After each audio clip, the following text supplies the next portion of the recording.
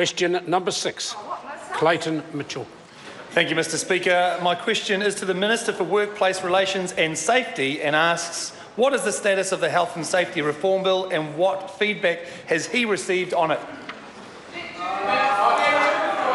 Honourable Stephen Joyce. Mr Speaker, on behalf of the Minister for Workplace Relations and Safety, my understanding is that the bill is at Select Committee, and I have received a wide range of feedback, and in fact you could say the full 360 degrees of possible feedback over many months for what is a significant piece of legislation. To question, Mr Speaker. A supplementary question, Clayton Mitchell. Given this minister and the minister before were warned as far back as 2013 that the vast definition of a person conducting business or undertaking was a bridge too far, does he accept that several years should have been ample time to, and I quote his spokesperson, get it right?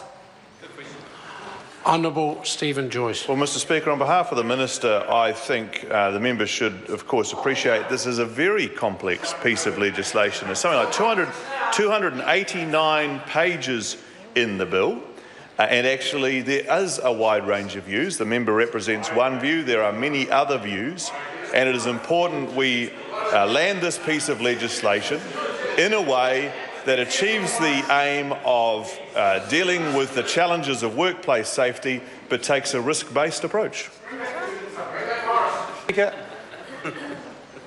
Supplementary question, Clayton Mitchell.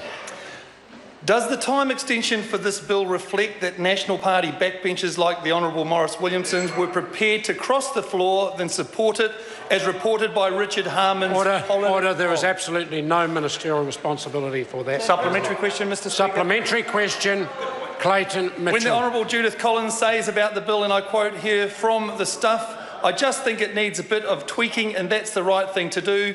Would the bit of tweaking really need 2 months? That's a lot of tweaking. That's a marginal question as well, but the last part of the question can be answered. Honourable Stephen Joyce. Mr Speaker, on behalf of the Minister, the National Party caucus and more particularly the Select Committee will continue to deliberate it, because it's important that we do end with a piece of legislation that achieves... Shh, be quiet, Shearer. You're one who doesn't have a caucus. You don't have a caucus at all, mate. Order. The interjection, both sides, were not helpful to the order of the House. Clayton Mitchell. Thank you, Mr Speaker. I just have to wipe this smirk off my face as well. Order. New Zealand Order. First. The member, when he's called to ask a supplementary, rises and asks it. No more. Thank you, Mr Speaker. Given New Zealand First is the only party to lodge a minority report expressing concerns that the bill opens up a legal Pandora's box for farming, small business clubs and even body corporate, does this show the Minister is out of touch with his own MPs as he is with business and the public? Order. Again, there is no ministerial responsibility. The member is referring to something that is currently before a Select Committee.